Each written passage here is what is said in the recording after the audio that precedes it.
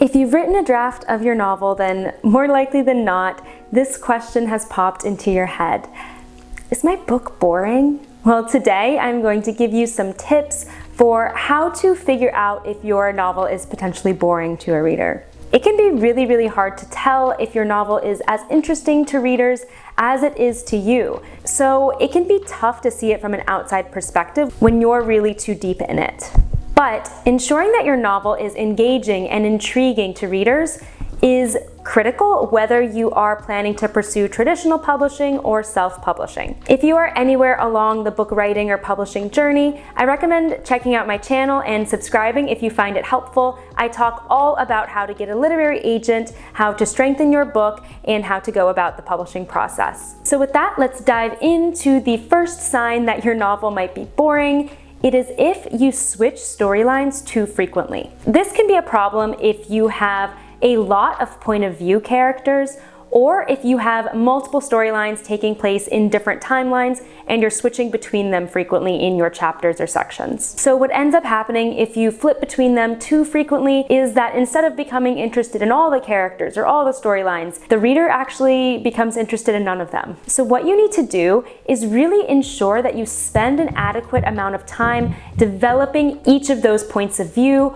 or each of those individual storylines. Each of those narrative threads needs to have fully fleshed out, authentic feeling characters, as well as a satisfying story arc. And ultimately, if you can't really find the right balance between all of those different narratives and storylines, then you might need to cut one or two of them and focus in on the ones that are really effective and working. The second reason why your novel might be boring is if you rely too much on action. So we've all heard the rule, for every action there is an equal and opposite reaction. Well, I have my own version for novel writing, which is for every action there should be an equal and appropriate reaction. What I mean by this is that we need to see the characters respond both internally and verbally externally to the events of the novel. If you just show us what's happening choreographically in a scene, or you just show us, boom, boom, boom, all the different actions the characters take, and don't take that step to really help us understand how the characters are interpreting what's going on around them, then that's going to make the story fall flat. Because what we're ultimately reading for is for the characters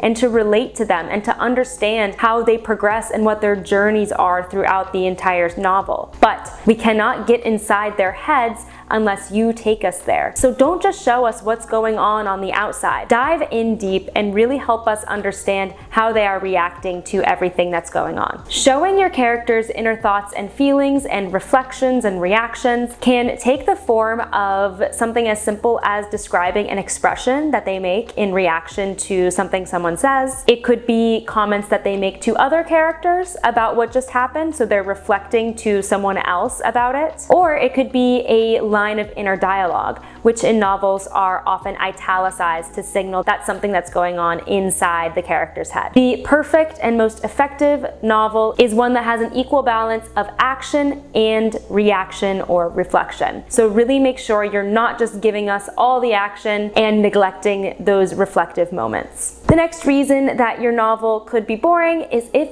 the story lacks emotional stakes. Emotion is truly the difference between a story that is simply engaging on a surface level and one that is deeply moving and memorable and inspirational. So you need to make sure that your protagonist or protagonists have something to gain and something to lose in the story, because that is what will make us invested in what happens to them. If there are really no negative consequences of their actions, then the story is just going to feel trivial and meaningless. So how do you determine if you do have strong emotional stakes in your story? I'm going to give you a little workshop exercise, which is to fill in the blanks in the following statement. My main character is trying to blank, and if they don't blank, then blank. So take a moment, try to think what your statement for that would be. feel free to pause the video. Now, look at that statement and ask yourself, do I care to see if that character achieves that thing or not? Do I want to know if that character is going to accomplish that task? How bad is it if they don't? Working through that is going to help you determine if you do have strong enough emotional stakes in your story. The fourth reason why your novel might be boring is if the plot is too predictable. So this is a really tough balance to nail, especially in a novel like a thriller where you are trying to keep some things from the reader and reveal other things. But it is super important. On the one hand, you don't want your plot developments to feel like they come out of the blue or come out of left field, because the reader's not going to like just being hit with random things that don't feel justified in the story. But on the other hand, you don't want to be too obvious and hand the reader the story developments before they happen,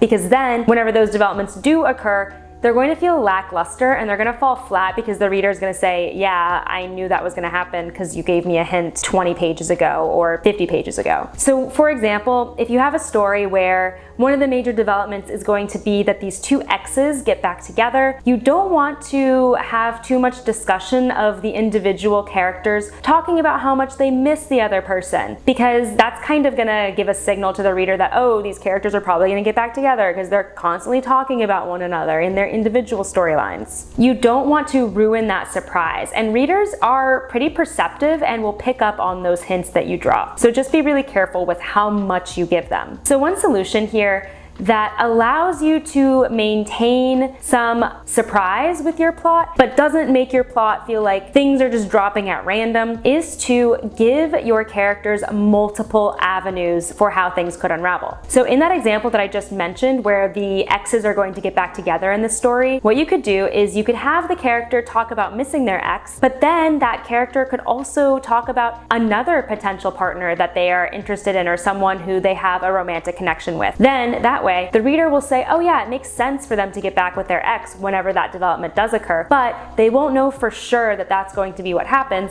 because you have already presented this alternate path that is going to keep the reader guessing if they end up with this person or that person. Little techniques like that are what can help your novel feel fresh and exciting and not predictable. The last reason why your novel might be boring is if your characters are thin. It is so critical that your characters feel like thinking, feeling, breathing actual people, because that is the only way that your readers are going to relate to them. And if your reader doesn't relate to your characters, then they are most likely not going to be emotionally invested in the story. No character should be all good or all bad, because people aren't that way. People aren't so cut and dry. And we need to understand each character's individual motivations, fears, and concerns, and where all of that comes from. So what you need to do is ensure that you're really showing all the sides to your characters, the good and the bad, and make sure you do your characters justice and don't cut out major parts of their backstory or background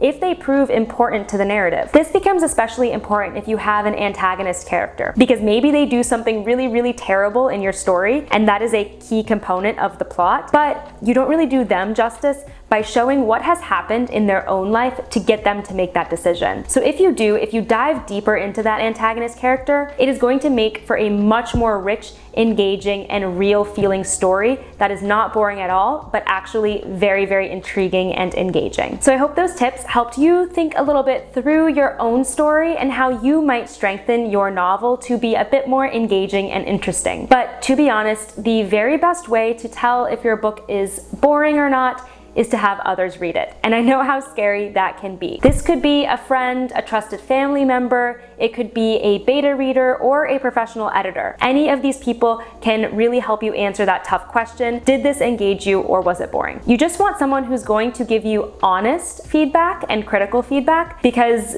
the type of feedback that you don't want is someone saying that it was interesting, but really they did feel it was boring. So make sure you have someone who can be brutally honest with you. And make sure you're prepared for that brutally honest feedback too. Now, if you want some more tips on how to create a really engaging and compelling story I recommend checking out my video where I reveal the secret behind every best-selling novel. And if you're somewhere along the book writing journey, leave me a comment below letting me know what challenges you're facing in your story and if you feel that you're struggling with any of these issues about it being potentially boring. If you find this content helpful, it would mean a lot to me if you hit that like button and subscribe to my channel. I would love to have you around to talk about book writing and publishing and everything in between.